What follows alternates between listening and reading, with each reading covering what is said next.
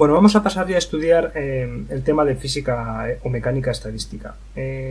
La mecánica estadística es un campo de la física que es muy útil porque lo que hace es unir otros dos campos de la física muy importantes, como son la mecánica cuántica y la termodinámica.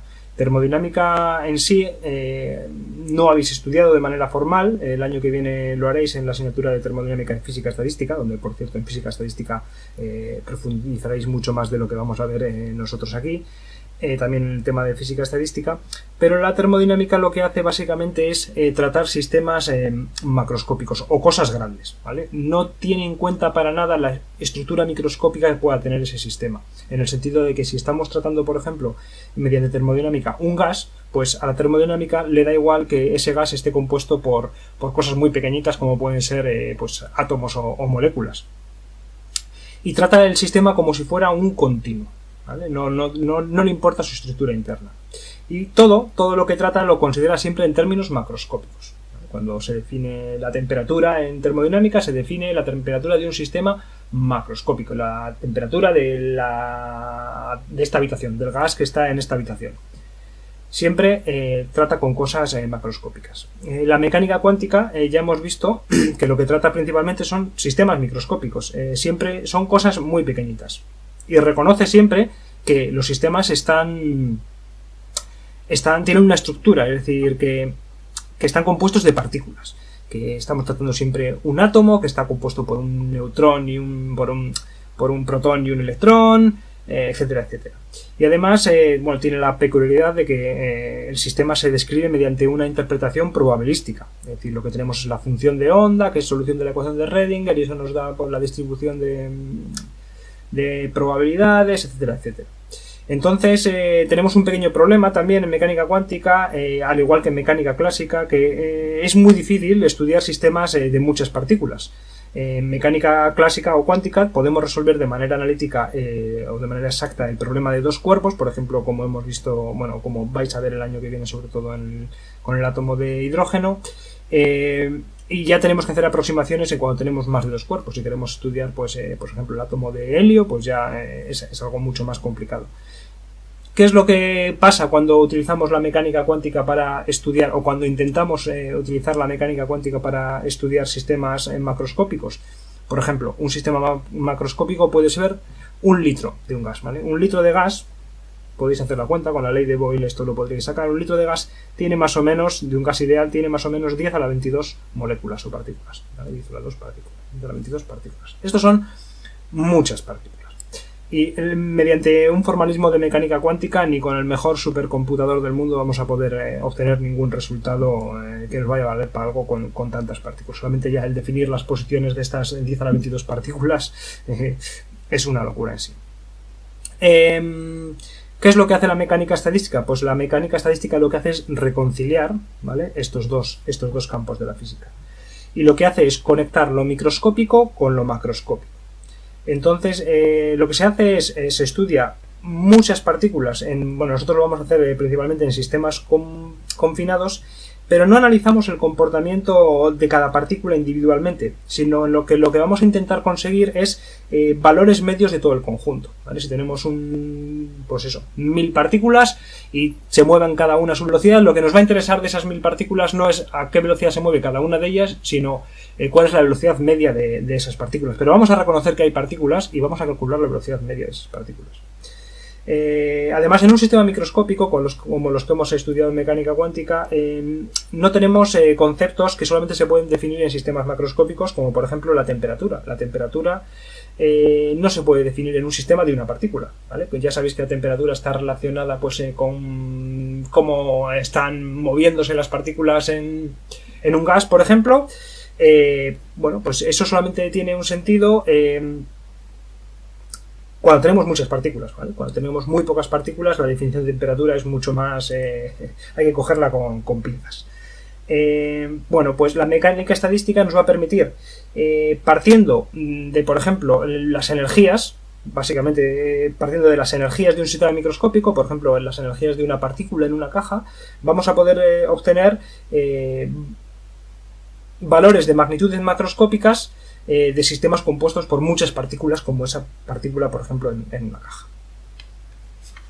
Con respecto a la bibliografía, en esta parte de mecánica estadística, al nivel al que nosotros vamos a estudiar esta materia, las dos referencias principales son estas dos. La mecánica estadística tiene un formalismo propio basado en cosas que estudiáis el año que viene, que son las colectividades, pero nosotros no vamos a entrar en ese formalismo, aunque el año que viene veréis exactamente qué es lo que hemos estado haciendo con respecto a esos formalismos. Y son estas dos las referencias en las que no se te entra tan en detalle en el formalismo en sí de la mecánica estadística.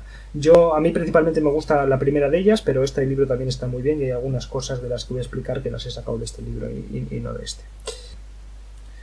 Bueno, para introducirnos en el tema de la física estadística e ilustrar las ideas básicas de una manera sencilla, vamos a utilizar un sistema que es un sistema de monedas, que también es un sistema probabilístico en el sentido de que nosotros vamos a tirar monedas al aire y vamos a mirar en qué posición cae, si caen en posición de cara o en posición de cruz.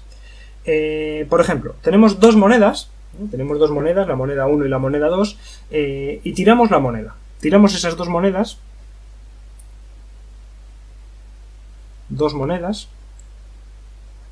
¿vale? Moneda 1 y moneda 2, y obtenemos los siguientes resultados posibles. El primer resultado es que ambas monedas caigan en la posición de cara. La primera moneda caiga con una cara y la segunda también caiga cara.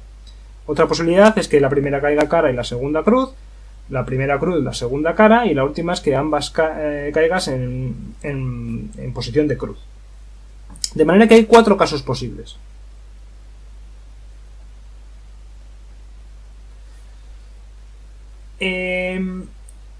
Estos 4 casos posibles vamos a decir que son 4 microestados posibles. Y ahora vamos a definir lo que es un microestado. 4 microestados posibles. Microestados del sistema. De nuestro sistema de dos monedas. Y un microestado es una descripción detallada de los componentes del sistema. O del estado de los componentes del sistema, ¿vale? Un microestado es una descripción detallada del estado del sistema. Entonces nosotros tenemos nuestro sistema de dos monedas, hemos tirado esas monedas al aire, han caído y nosotros damos una descripción detallada de cuál es la posición de la primera moneda y cuál es la posición de la segunda moneda, ¿vale? Por ejemplo, primera moneda cruz, segunda moneda cara, eso es un microestado del sistema. De manera que en un sistema de dos monedas que lanzamos al aire tenemos 4 microestados posibles. Vamos a hacer ahora una gráfica que luego vamos a repetir para otros sistemas parecidos a este, y es, vamos a poner en el eje X, bueno, en el eje Y vamos a poner el número de casos. Ahora vamos a ver, de casos, y aquí el número de caras. Ahora vamos a ponerlo a explicar un poco mejor. Número de caras. Podemos poner número de cruces, vamos a poner número de caras. Número de caras que obtenemos. Entonces, aquí tenemos el 0, aquí tenemos 1 y aquí tenemos 2. ¿Cuántos microestados tenemos o cuántos casos posibles tenemos en el que tenemos 0 caras? Pues con 0 caras solo tenemos el último de los microestados. De manera que tenemos un caso posible, un microestado posible con, esto es 1, esto es 2, tenemos un solo microestado posible con 0 caras. De manera que aquí vamos a poner una pequeña columnita, vamos a hacer un histograma que llega hasta el 1. Solo tenemos un microestado con una cara. Con 0 caras, perdón. Con una cara, ¿cuántas tenemos? Pues tenemos estos 2 microestados. Con una sola cara tenemos estos 2 microestados. De manera que aquí tenemos 2. ¿Vale? Y aquí podemos hacer una columna con altura de 2. Y finalmente con 2 caras solo tenemos el primero de los microestados que hemos puesto aquí y nos quedaría esto. Y esto es esto es una gráfica que podemos hacer con este sistema de dos monedas. Y ahora aquí ya vamos a poner el primer postulado de la física estadística, que es el siguiente. ¿Vale? El primer postulado de la física estadística. Y acordaros siempre que un postulado es una proposición que no tiene por qué ser evidente, ni hay que demostrarla, pero que se acepta, ¿vale? Y el primer postulado de la física estadística dice que todos los microestados en un sistema aislado, en un sistema en equilibrio, microestados en un sistema en equilibrio son igualmente posibles.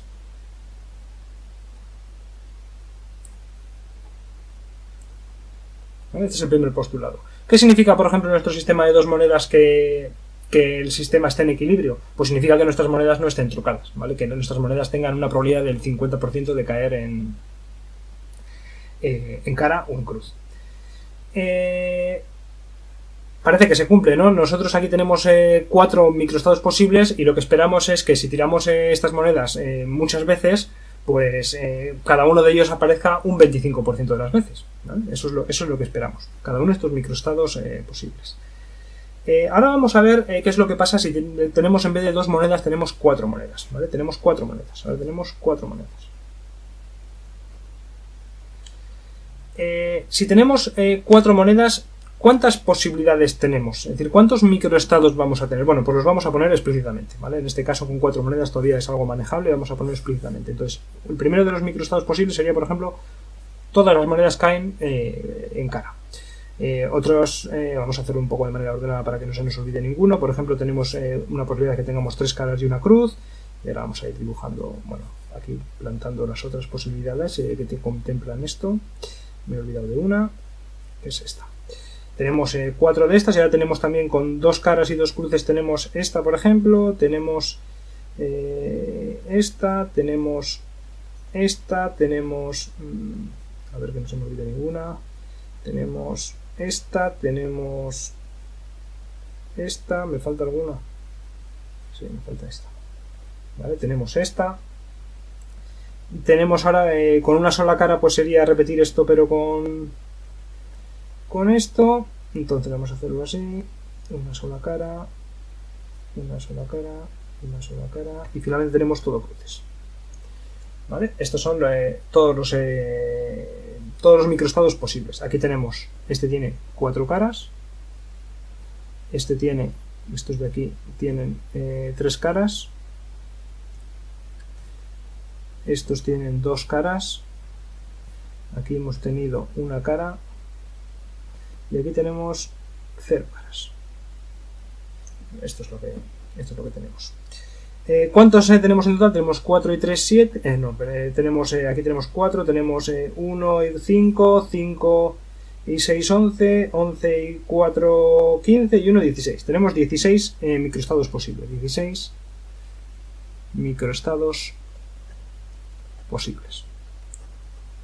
Bueno, este cálculo ya lo podíamos haber hecho de antes, ya que nosotros con la primera moneda, ¿qué tenemos? Tenemos cuando tiramos la primera moneda tenemos 2 resultados posibles. Cuando tiramos la segunda moneda tenemos 2 resultados posibles. Cuando tiramos la tercera otros 2. Cuando tiramos la cuarta otros 2. De manera que el número de posibles resultados es 2 a la 4. ¿Vale? Es 2 a la 4, que va a ser 16. Si tuviésemos n monedas tendríamos 2 a la n. Con n monedas tendríamos 2 a la n resultados posibles. Por ejemplo, en el caso de 2 monedas que hemos hecho aquí arriba, teníamos 4 resultados posibles porque teníamos 2 al cuadrado. Vamos a repetir esta gráfica que hemos hecho aquí, pero con nuestro sistema de 4 monedas. ¿Vale? Vamos a poner aquí el número de microestados,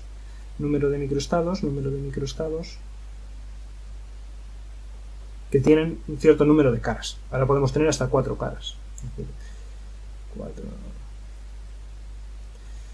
Número de caras. ¿Cuántos tenemos con 0 caras? Pues tenemos 1.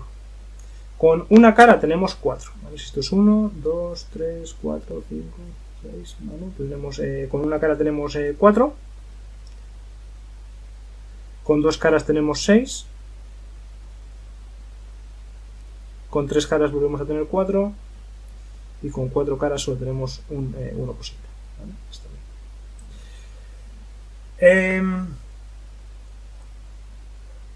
A cada uno de estos casos posibles, de 0 caras, 1 cara, 2 caras, 3 caras o 4 caras, a esto lo vamos a llamar en macroestados. Y un macroestado, estos son macroestados, ¿vale? Estos son macroestados. Ahora vamos a definirlo formalmente. Estos son macroestados y cada uno de estos, ¿vale? Cada uno de estos son microestados.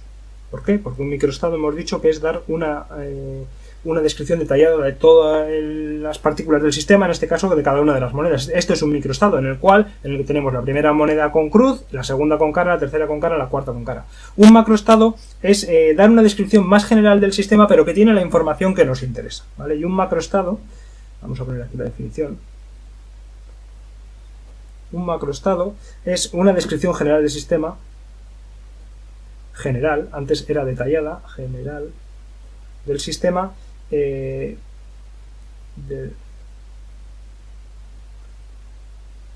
donde perdemos información, pero tenemos la información que nos interesa.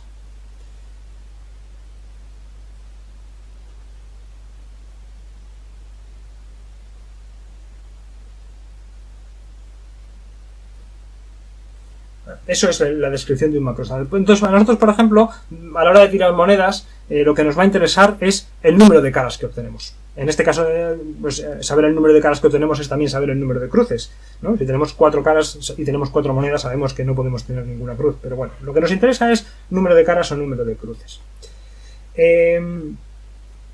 ¿Y cuál va a ser la probabilidad, por ejemplo, en este sistema de 4 monedas, cuál va a ser la probabilidad de obtener 2 caras? Pues la probabilidad de obtener 2 caras, si tiramos las 4 monedas, 2 y solo 2, va a ser el número de microestados que tenemos dentro de este macroestado. ¿Cuántos microestados tenemos en el macroestado con 2 caras? Pues tenemos 6, ¿vale? Pues la probabilidad de un macroestado, a ver dónde lo puedo escribir aquí, la probabilidad de un macroestado va a ser igual a el número de microestados de ese macroestado, del macroestado, entre el número de microestados total.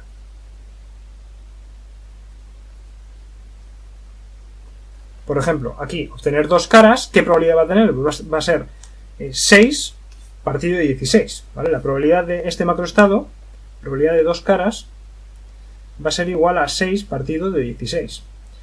La probabilidad de 4 caras va a ser igual a 1 partido de 16. ¿Vale? Eso es lo que tenemos. Bueno, y con esto ya vamos a plantear el segundo postulado de la física estadística. El segundo postulado lo que dice es que el macroestado que vamos a observar, en un sistema en equilibrio,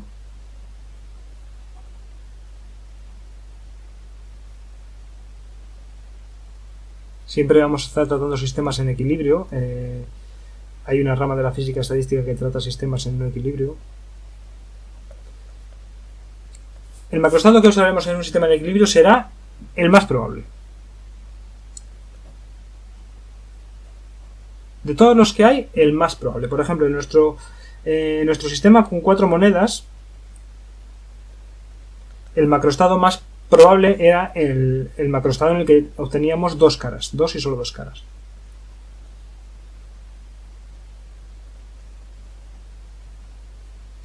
Dos caras. Bueno, pues lo que dice el segundo postulado es que si nosotros tiramos 4 monedas al aire y miramos qué es lo que obtenemos, lo que vamos a observar es 2 caras y 2 cruces, ¿vale? Eso es lo que dice el segundo postulado. ¿Estamos seguros que si tiramos 4 monedas al aire vamos a observar 2 caras? Bueno, claramente, ¿vale? Es lo más probable. Lo más probable es que observemos 2 caras, pero bueno, yo no apostaría demasiado dinero a que vamos a observar 2 y solo 2, porque de los 16 casos posibles, solo 6 tienen 2 caras, de manera que es menos de la mitad de probable que obtengamos 2 caras. La clave de la física estadística va a estar en que no vamos a tratar sistemas de 4 monedas, ¿vale? Lo que vamos a tratar son sistemas mucho más grandes. Vamos a tratar sistemas de macroscópicos. Lo que vamos a tratar son sistemas de 10 a la 22, 10 a la 24 monedas, ¿vale? O partículas. Cuando olvidemos este ejemplo con monedas, pasaremos ya a cosas más físicas como son las partículas. Y esta distribución que estábamos obteniendo, esta distribución de número de microestados y aquí número de caras, por ejemplo, ¿vale? Número de caras, esta distribución que estábamos obteniendo aquí, que tenía esta pinta, va a dejar de ser tan ancha, ¿vale? Y se va a convertir en una cosa muy picuda, de manera que pues este postulado tenga más sentido. Bueno, vamos a plantear ahora una fórmula general para calcular el número de microestados de un macroestado, ¿vale? El número de microestados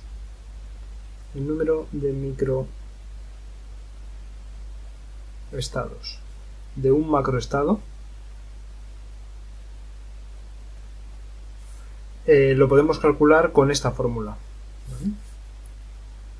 Omega de n grande y n pequeña, donde en este caso n es el número de monedas que tenemos, este n pequeña es el número de caras. Lo podemos calcular con esta fórmula. Aquí arriba tenemos en el denominador tenemos n factorial, en el denominador tendremos n minúscula y aquí n menos n mayúscula menos n minúscula. Este es el número total de monedas que tenemos, este n minúscula es el número de caras y este n menos n es el número de cruces, ¿vale? Este es el número de cruces, que son los factoriales de estos números. Por ejemplo, en el caso en el que teníamos 4 monedas y por ejemplo 2 caras, aquí lo que tenemos que hacer es 4 factorial partido de 2 factorial, 2 factorial, y esto aquí lo que nos va a quedar es, esto es 4 por 3 por 2 por 1 y esto es 2 por 1, bueno, 2 por 1, ¿vale? Todo esto fuera, este con este fuera, bueno, este con este fuera y este lo dejamos, 3 por 2, 6, ¿vale? Este es el número de microestados del macroestado con 2 caras, ¿vale? Que ya lo habíamos hecho también de manera explícita calculando todos los microestados posibles. Bueno, pues esta fórmula nos sirve para eso. Esta fórmula es una fórmula que se obtiene en combinatoria. Si no lo habéis estudiado, lo estudiaréis. Nosotros lo vamos a tomar como dada. Lo que sí que vamos a hacer es intentar justificarla un poco. Y para ello vamos a ver lo siguiente. Si yo tengo n objetos distintos, tengo n mayúscula objetos distintos, ¿cuántas maneras tengo de ordenarlas? Bueno, pues si yo tengo, por ejemplo, puedo ponerlos, digamos que los quiero ordenar en una fila. Yo tengo aquí n objetos distintos. Yo tengo n. Ahora cojo el primero de los objetos y le pongo el primero de la fila. Yo de todos estos n objetos que tengo aquí, cuando voy a coger el primero, ¿cuántas posibilidades tengo que coger? Pues tengo n, ¿vale? De manera que para poner el primer objeto de la fila tengo n posibilidades. Cuando voy a poner el segundo objeto de la fila, ya no me quedan n, aquí me quedan n menos 1, de manera que aquí el número de posibilidades para los dos primeros objetos de la fila será n por n menos 1. Y así progresivamente, hasta que me quede con solamente 1, ¿vale? De manera que aquí lo que aparece es n factorial, y este es el número de... Eso se suele decir que es el número de este n factorial, suele poner creo que como p sub n, y esto es el número de permutaciones de n objetos distintos, n mayúscula objetos distintos. Y luego existe otro tipo de permutaciones que son cuando no todos los objetos son distintos, y eso es lo que se conocen como permutaciones con repetición.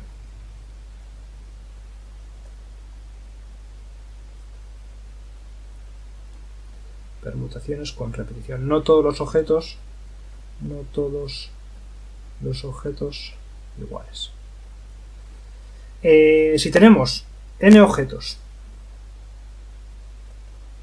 pero tenemos n sub 1 objetos del tipo 1, ¿vale? Entre ellos iguales, tenemos n sub 2 objetos del tipo 2 y así hasta lo que vaya, de manera que la suma de todas estas n minúsculas sea igual al número total de objetos. Por ejemplo, si tenemos 4 pelotas y tenemos 2 rojas y 2 verdes, pues tenemos 4 pelotas en total, tenemos 2 del tipo 1 y otras 2 del tipo 2, ¿vale?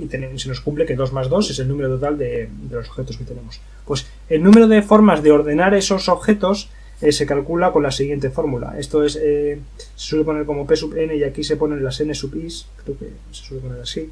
Y esto se calcula como n factorial, y en el denominador tenemos el n sub 1 factorial, n sub 2 factorial y así hasta el final, hasta n sub i factorial. Y esto es lo que nosotros hemos utilizado precisamente ahí arriba. Se suele poner como omega, y aquí tenemos el n sub 1, n sub 2, etcétera, etcétera. En nuestro caso de las monedas, lo que teníamos era 4 objetos, las 4 monedas, y luego lo que queríamos es ver cuántas maneras tenemos de ordenar 4 monedas cuando tenemos n caras, que son todas iguales entre sí, y n menos n cruces, ¿vale? Y de ahí viene esta fórmula. Lógicamente, este número de permutaciones va a ser mayor que este, porque este es n factorial y este es n factorial dividido de algo. Si aquí tenemos que todas estas son 1, porque los objetos de tipo 1 son solo 1, es decir, que son todos diferentes, recuperamos esta otra expresión, y en el caso general en el que tengamos más de un objeto de un tipo, el número de permutaciones va a ser menor. Eso lo que viene a decir básicamente es cuando yo estoy cogiendo aquí objetos de esta caja. Si tengo varios objetos que son iguales y los voy a poner en la misma posición, pues en realidad no tengo n objetos diferentes para coger aquí, tengo menos objetos, ¿vale? Y eso es lo que se refleja en esta fórmula. Como podéis ver, aquí aparecen factoriales, ¿vale? Y hasta ahora, bueno, aquí por ejemplo en este ejemplo que hemos hecho, hemos calculado perfectamente el factorial de 4, ¿vale? Y el factorial de números relativamente pequeños se calcula fácil. El problema es que, como he comentado, nosotros vamos a trabajar con 10 a la 22, 10 a la 24 partículas, y el factorial de 10 a la 22 es un número muy muy grande. Para calcular factoriales de números muy grandes se suele utilizar la fórmula de Stirling, que la vamos a utilizar mucho. Fórmula de Stirling, que nos dice que el logaritmo del factorial de un número, si ese número es grande, está aproximadamente dado por n por el logaritmo de n menos n. Esta fórmula se puede demostrar, es una muy buena aproximación, es mejor aproximación cuanto más grande es este número, y bueno, hay un PDF adjunto junto con este vídeo en el que podéis ver cómo se demuestra de una manera bastante sencilla, la verdad, de manera casi geométrica. Bueno, volviendo al ejemplo de las monedas, teníamos que el número de caras, el número de microestados que teníamos asociado a un número n minúscula, número de caras, venía dado por esta fórmula. Y el segundo postulado que nos dice es que el estado que vamos a observar es el estado que tiene el mayor número de microestados, es decir, el estado con n minúscula caras que tenga el mayor omega. De manera que lo que hay que hacer es, para obtener el estado de equilibrio, es derivar esto con respecto a n minúscula. Y eso lo podríamos hacer la derivada de omega con respecto a n minúscula, igualarlo a 0 y de aquí sacar el máximo. Lo que pasa es que derivar esto con respecto a n minúscula es un poco engorroso, porque aquí aparecen factoriales, y es más fácil trabajar con lo siguiente. Si hacemos omega igual a al logaritmo de omega, esto es una identidad, y hacer el máximo de omega es lo mismo que hacer el logaritmo del máximo el máximo del logaritmo de omega, porque para que esto sea máximo, lógicamente este exponente tendrá que ser máximo. Podemos utilizar entonces, en vez de omega, el logaritmo de omega y buscar el máximo del logaritmo de omega. Si ponemos el logaritmo de omega y tomamos el logaritmo de esto, nos va a quedar el logaritmo de n factorial, y luego, como está en el denominador, nos va a quedar con signo negativo el logaritmo de n minúscula menos el logaritmo de n menos n minúscula factorial.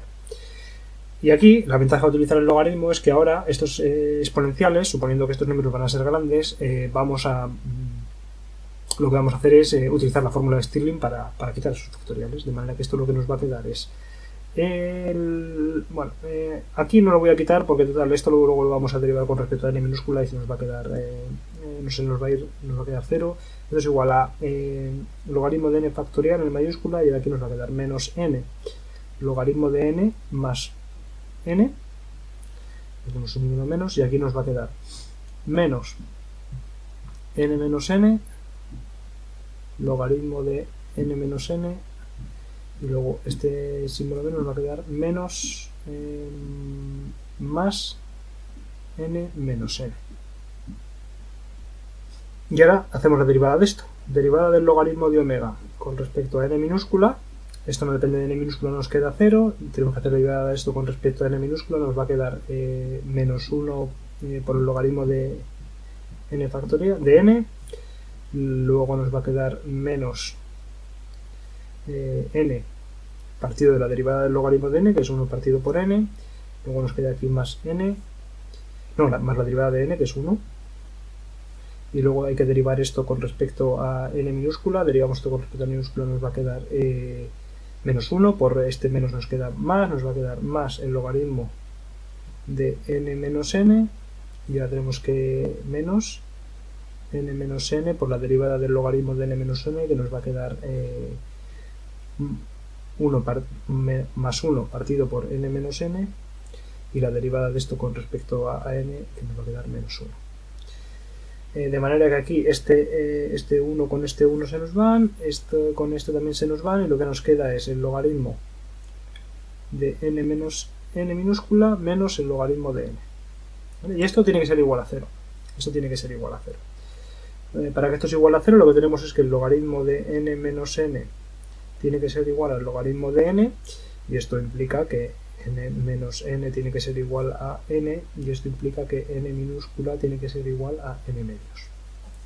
¿Vale? Y esto es un máximo, lo podéis comprobar. De manera que nuestra función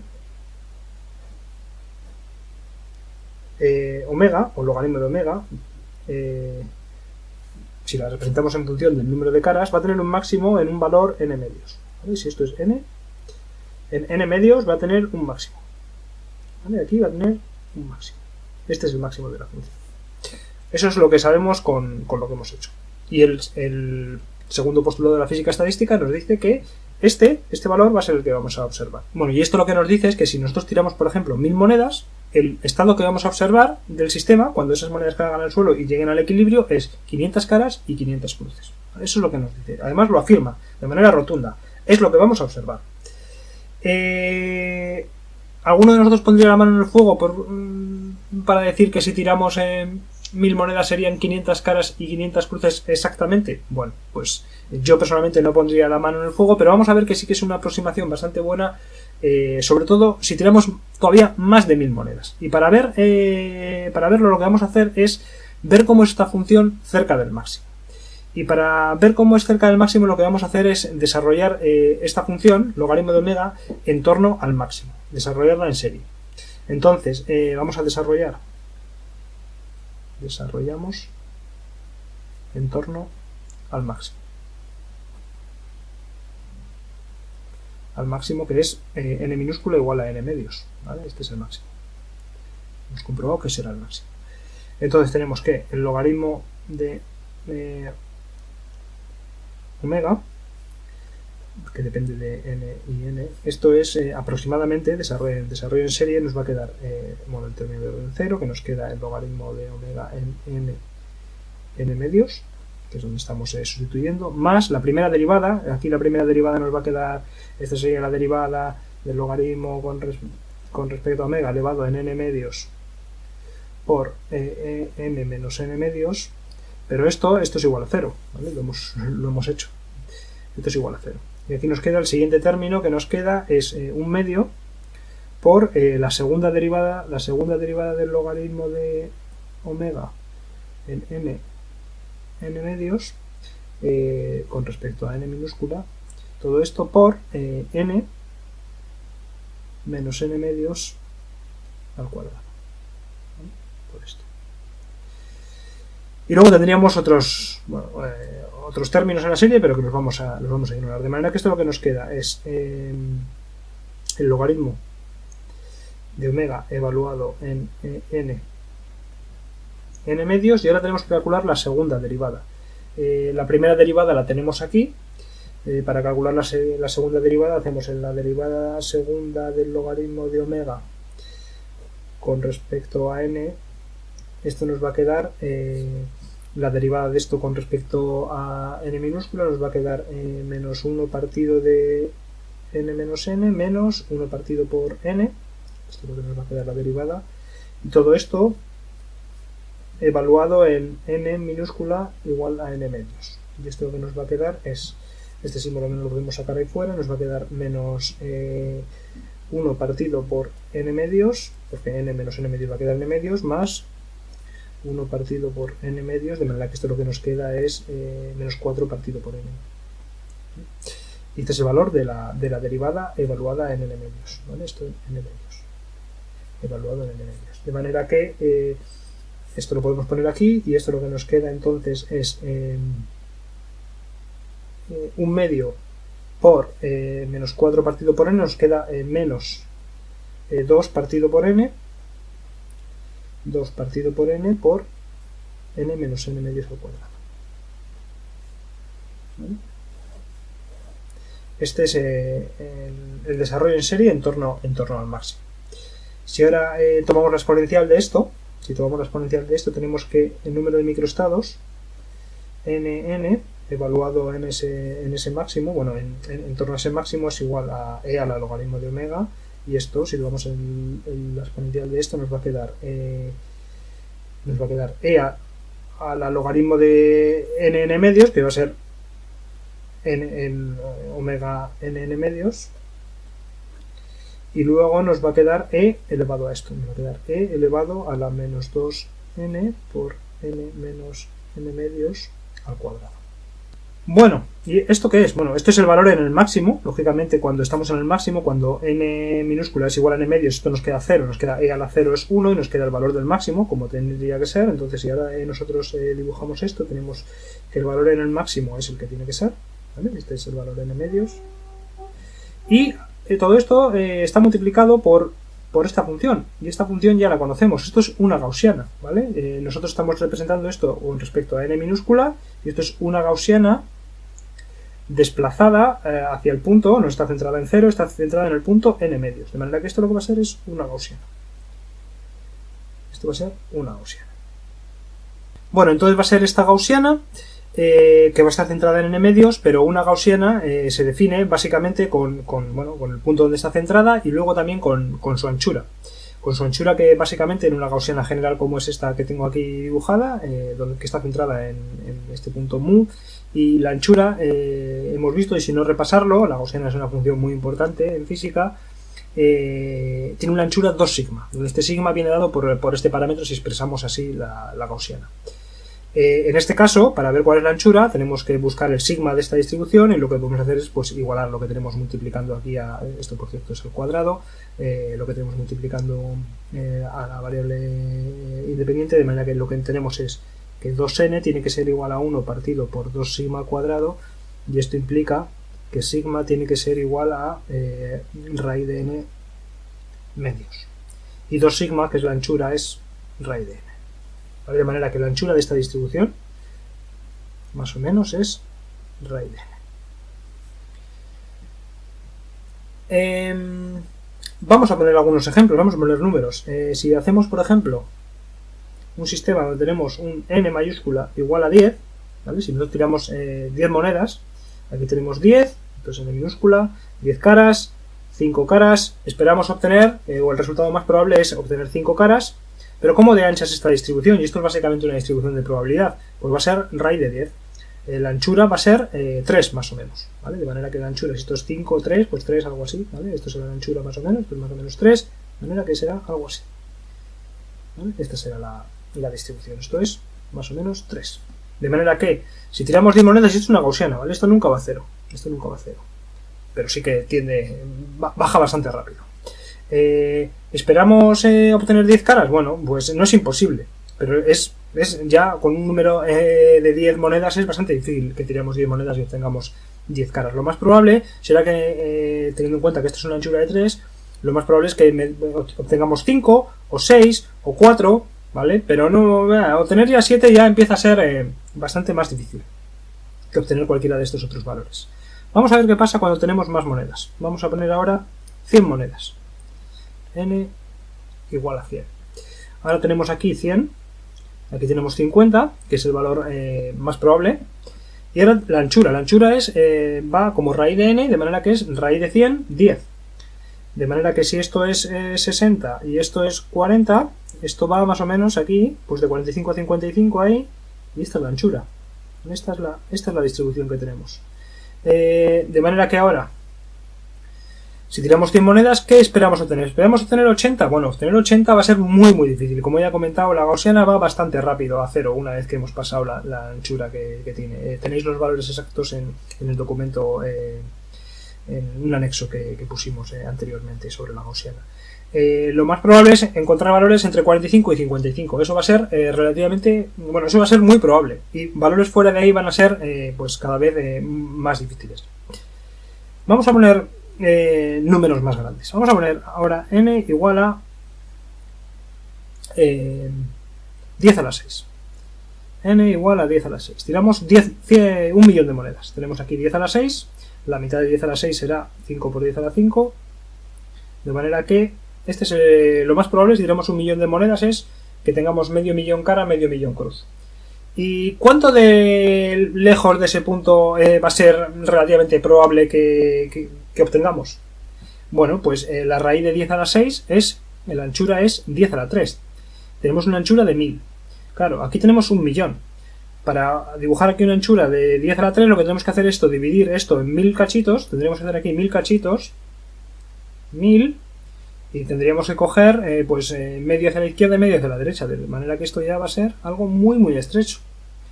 Si yo tiro 1 millón de monedas, voy a observar 800.000 caras, pues bueno, eso va a ser muy muy difícil. 1 millón de caras, ¿es imposible? No, no es imposible. La gaussiana no va a cero, pero sí que va a ser muy muy muy difícil. Lo más probable es encontrar medio millón más 500 y medio millón menos 500, es decir, 500.500 y 499.500. En ese intervalo es lo más probable, ¿vale? Eso es lo más probable, que obtengamos el número de caras. Y vemos ya que esta distribución es, proporcionalmente con respecto a esta, es mucho más estrecha, está mucho mejor definido el número de caras que vamos a obtener aquí, de manera relativa al número total de monedas que tenemos, que aquí, ¿vale? Está mucho más definido. En física estadística hemos dicho que incluso 1 millón va a ser un número muy pequeño. Si ponemos 10 a la 22, que es el número de moléculas, por ejemplo, que tenemos en un litro de un gas ideal, tenemos aquí 10 a la 22, aquí tenemos 10 a la 22, aquí tenemos 5 por 10 a la 21, este es el máximo. ¿Cuál va a ser la anchura? La anchura va a ser 10 a la 11.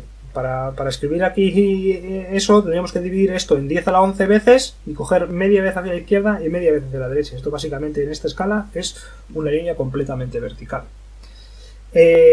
Con lo cual, si nosotros tiramos 10 a la 22 monedas, vamos a obtener algo muy muy cercano a 10 a la 21, ¿vale? Algo muy muy cercano a este punto de 5 por 10 a la 21, de manera relativa. ¿Cuánto se va a desviar? Bueno, pues esto tiene una anchura de 10 a la 11. Aquí hay un número 10 a la 11. 10 a la 11 son muchas monedas, pero son básicamente ninguna moneda con respecto a 10 a la 22 monedas, ¿vale? Un número 10 a la 22 es 10 a la 11 veces más grande que 10 a la 11. De manera que de manera relativa tenemos también muy bien definido ese número.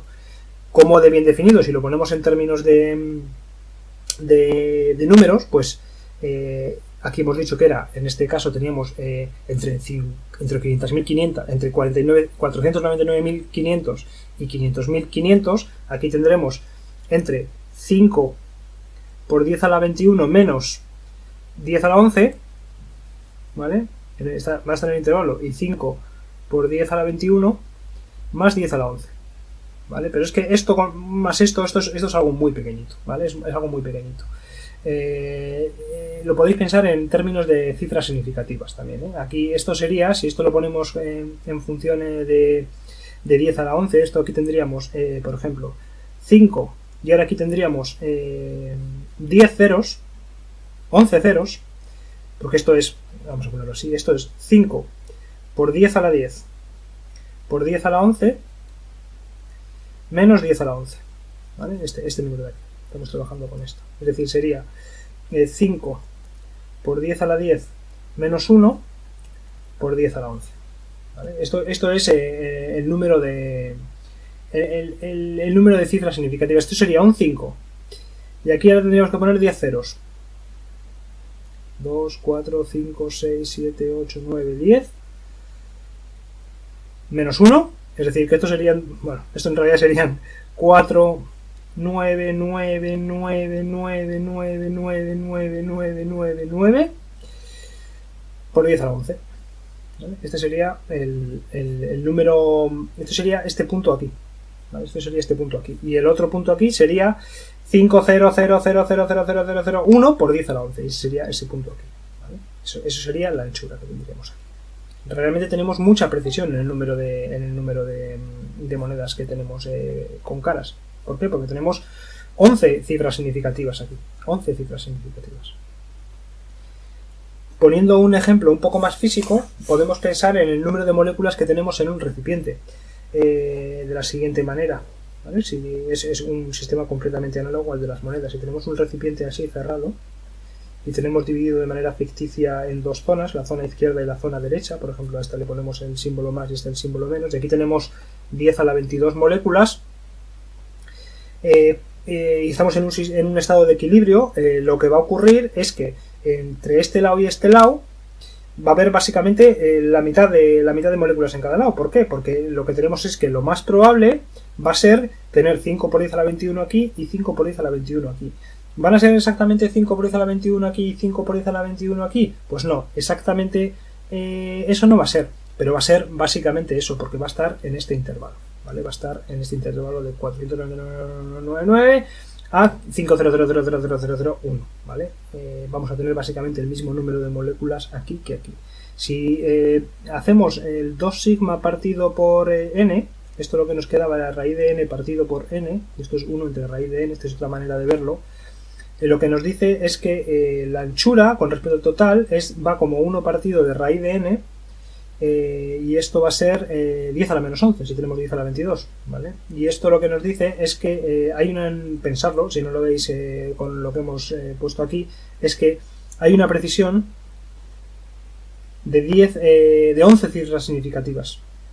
Hay una precisión de 11 cifras significativas en que tenemos el mismo número de moléculas en un lado que en otro.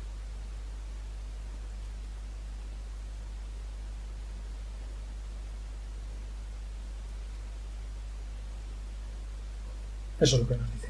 Y ese es el poder de la física estadística. Esto no nos dice que es imposible tener de las 10 a la 22, esto es 10 a la 22, de las 10 a la 22 moléculas que pueden estar todas en el lado izquierdo, pueden estar todas en el lado izquierdo. No hay nada que las prohíba de estar en el lado izquierdo.